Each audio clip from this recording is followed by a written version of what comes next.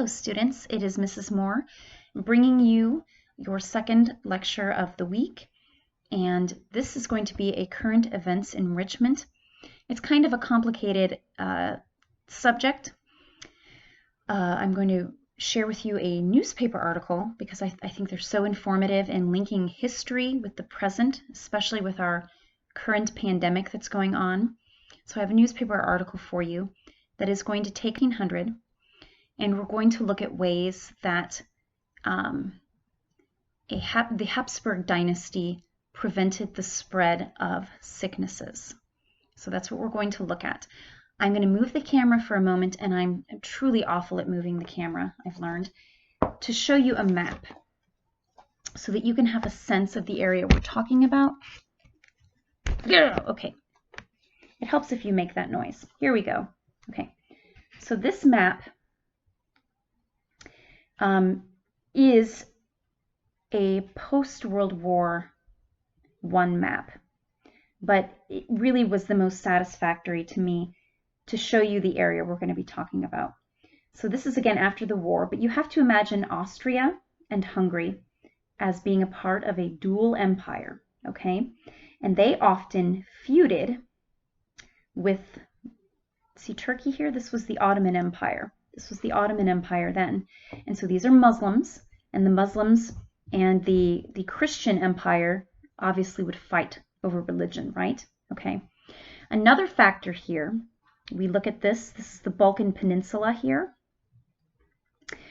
This is an area where there's going to be a lot of trading, traveling, sea travel, as you can see. Look at all the water.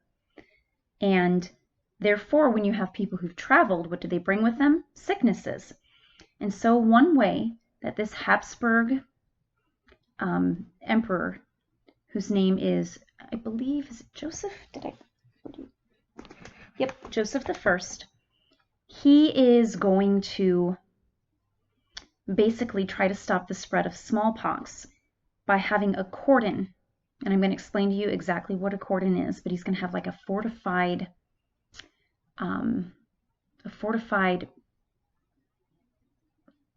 barrier between himself and the Ottoman Empire.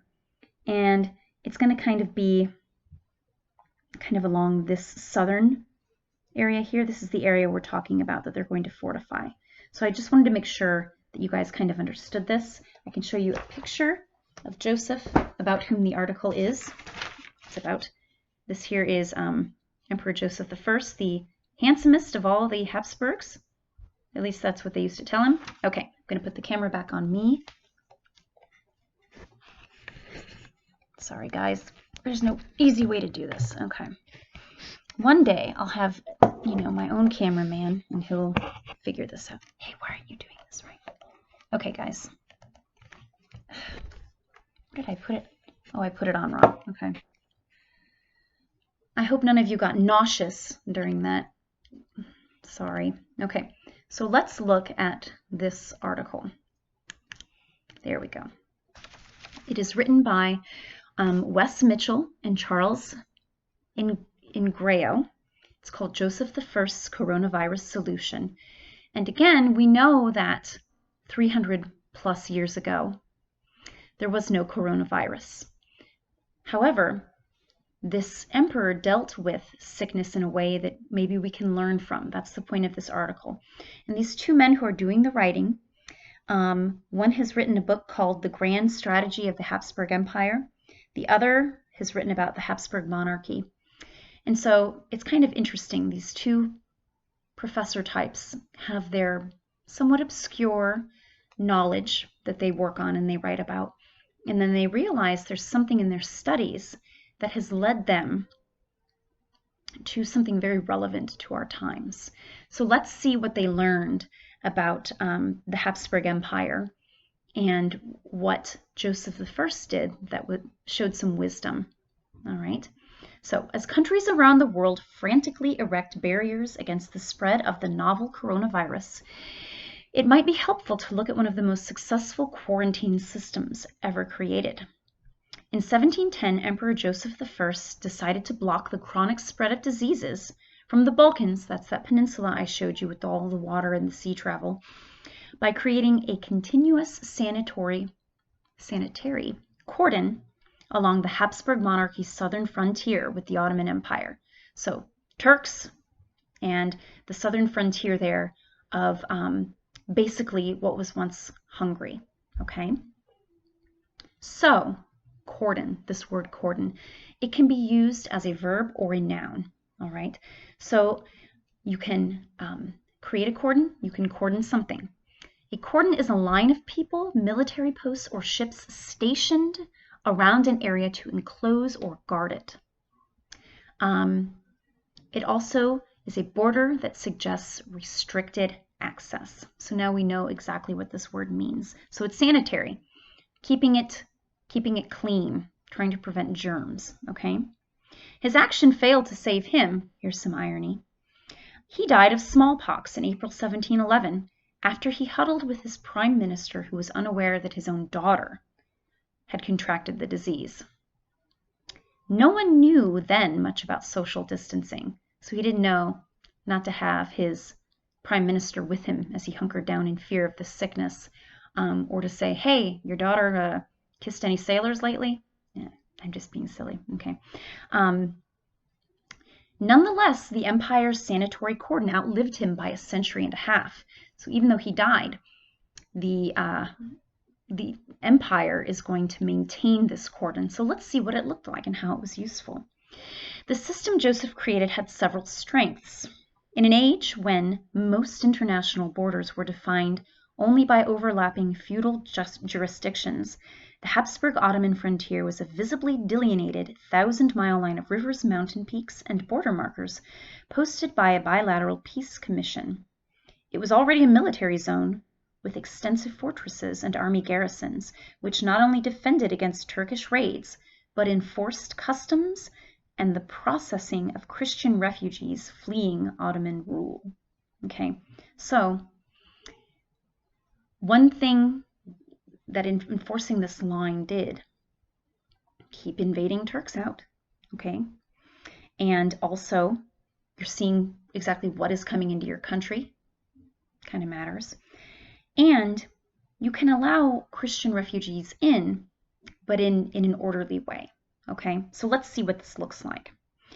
A sense of the scale of this operation can be seen by comparing it with the American border today.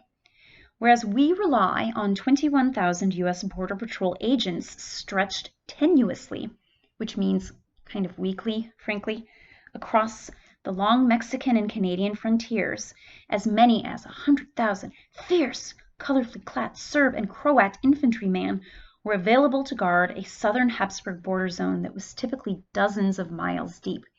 So, you know, basically they would laugh at what we do and call Border Patrol. They were fierce Serb and Croat infantrymen. So, and 5 times as many men. You may wonder, how did they maintain that many men on the ready so often? Well, let's see. By the way, if you got Turks wanting to come in and kill you, you probably cared more about having a border that was really strongly enforced. Okay. Dozens of miles deep, too. That's amazing. By the middle of the 18th century, 2,000 fortified watchtowers stood every half mile, punctuated, you know, think of like prison movies or shows you've seen, which I hope you watch better things than just prison movies all the time, guys, but with the tower and the guard, like ready, right? Okay. Punctuated by 19 border crossings with facilities that registered, housed, and isolated everyone entering for at least 21 days before granting them passports to enter the empire's territory. So think about that, watchtowers. You're not sneaking in, right? And then these 19 places that you could cross where if you were legally able to come in, you had to wait 21 days. So you got cooties. Cootie's gonna die before you can get in, right? Okay.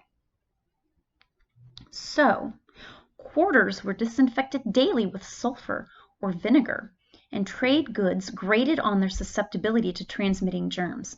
This is interesting, right? Because I'm sure throughout all of this, and believe it or not, this coronavirus thing feels like it's petering out a little. I know maybe we're all getting that feeling of exhaling because we're hearing things are going to start opening again, and we're all incredibly excited to go somewhere, do something. I know, I understand that. But we've heard many things, differing things. Can your dog catch coronavirus? Can you get it on your car keys? Things like that. I know I've personally read stories about doctors who come home, take off their clothes, put them in a bag to throw right in the laundry, and then get in the shower. They won't even go near their families or take the clothes they have on into the house for fear they're infected somehow, right? So they would wonder, this is way back in the 1700s, they would wonder how long, whether germs could live on certain objects, items, okay? Hapsburg agents posted to Ottoman territory provided intelligence that enabled officials to adjust quarantine times or even temporarily suspend them. Okay. Interesting. The rules were strictly enforced. One English observer noted, "If you dare to break the laws of quarantine, you will be tried with military haste. The court will scream out a sentence to you from a tribunal some 50 yards off, and after that you will find yourself carefully shot and carelessly buried." Ouch. So, if you break those rules of quarantining, they won't come near you. They'll shoot you and dump you somewhere. Wow. Okay. Until 1881, the Habsburg military frontier played many roles, acting as a barrier to illegal immigration, an early warning system against Ottoman raids, because think about that. If they're working to get through a fortification dozens of miles deep, you're going to know they're coming. It's the equivalent of rigging up a system of pots and pans in front of your front door when the robber breaks in. You hear it, you know what's up. Let's see.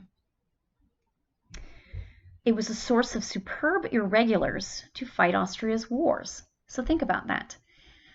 You have these 100,000 fierce Serb and Croat men with their guns at the ready, and if you have a war, they're ready for you. So that's an interesting kind of standing army idea, right?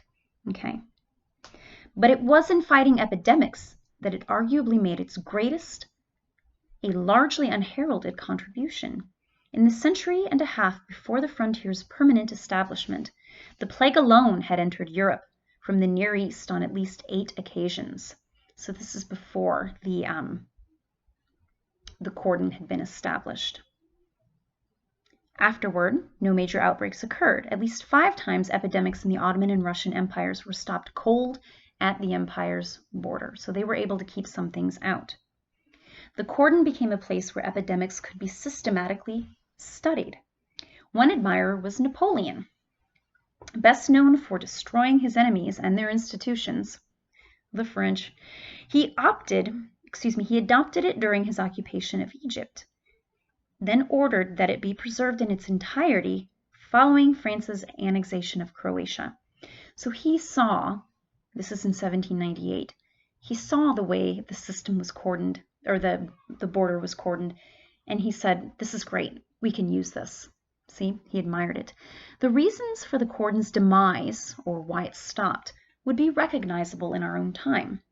It was assaulted by liberals because it impeded trade, and nationalists in Hungary and Croatia because of the control of the border, to the government in Vienna. After the empire split into Austrian and Hungarian halves, Hungary abolished the institution. So it stopped trade. It made trade very difficult, so that's going to affect your economy. Also, this is an area that has been fought over. And when Hungary and Austria break up, basically these other growing nationalist countries that are going to emerge, Serbia, Croatia, etc., they don't want to see Austria having all of that, or Vienna, the capital, having all that control. You see? All right. The Habsburg experience holds insights for our times. One is the need to foresee rather than react to threats. Now just think about that. That is something we are hearing a lot about, isn't it? How we all should have been better prepared. People will say, look at how well prepared they were in some of these other countries. Masks for everyone, enough ventilators, etc., right? So it's a matter of being prepared rather than reacting. Be proactive. Another is that physical space matters in fighting epidemics. Think about that. Hard as it is to swallow for Western publics habituated to globalization, well-regulated rational borders contribute substantially to the public good. So think about this. Think about that for a moment. We like globalization. We talked about this in a previous article. We like the idea that we can make money by traveling to other countries and make all these wonderful, big, enriching deals. We like that. At the same time, it creates a little bit of danger, all the traveling, right? Because who knows what you're bringing back from other places.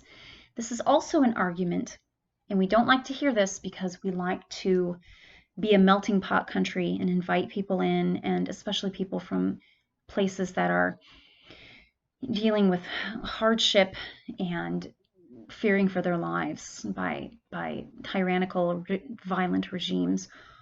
We want to invite people in, but at the same time, if we don't maintain and control that, there's the fear of people coming in that maybe bring a sickness, right? So there's something to that, okay?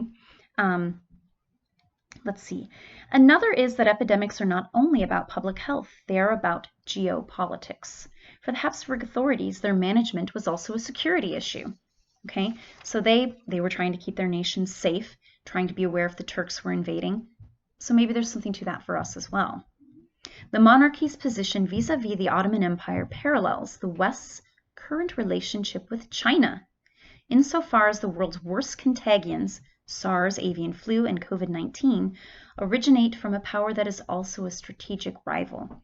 So now the article is making this argument that we have to be careful and we might have something to fear from China. It is no accident that Italy, the first and hardest hit European country, is also one of Beijing's closest partners in the European Union, with some of the heaviest China-bound air traffic in Europe. So thinking about that, that is showing that they work together very closely with globalization for business, and this could explain why Italy got hammered so hard. The stories we heard when all of this started were pretty terrifying. In the aftermath of the crisis, epidemics must be taken more seriously as a security threat, even as the West looks for the right balance in a trade relationship that must involve less reliance on Chinese supply chains. So one thing you may be hearing from adults in your life or thinking about as you watch the news is this idea that we are in this mess because we need to rely on ourselves for making all of these things. Especially I hear people talking about medicine. We shouldn't be relying on foreign countries for these different medicines we're using and all of that. It's something to think about, isn't it? To think about we should be able to rely on ourselves if we get into a jam like this again, right? It's not unreasonable to say. Finally, the Hapsburg experience shows that fighting epidemics does not have to come at the expense of alliances, international trade, or civilization in the broadest sense, as some fear. Long before airport quarantines and the seamless passage of containerized cargo, the Habsburgs effectively fought eruptions of the plague from the east, while maintaining an orderly system of trade with the Ottomans, keeping largely open borders within their own empire, and managing a well-regulated system of trade and diplomacy with their Western neighbors, developing one of the most cosmopolitan civilizations in history. So do y'all know the expression, don't throw the baby out with the bathwater? What it means really is don't get rid of everything to include the most important thing because you want to get rid of one thing. So what they're saying is just because we need to be more careful and thoughtful and plan doesn't mean that we have to completely cut ties with the world. There is a way to conduct business and be safe, and we just need to think about that now because times have changed. We should have a similar aim today, even as we prioritize getting a handle on the immediate deadly impact of COVID-19. So that's quite a brainy article, right? I've given you a lot of information there. So, but I just want you, it's important to understand that the times we live in, they are not unique entirely.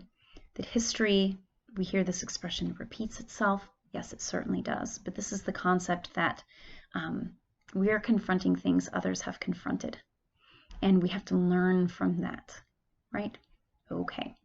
Well, my dear students, until next time, I hope you are well and I miss you, and we will talk soon. Toodaloo.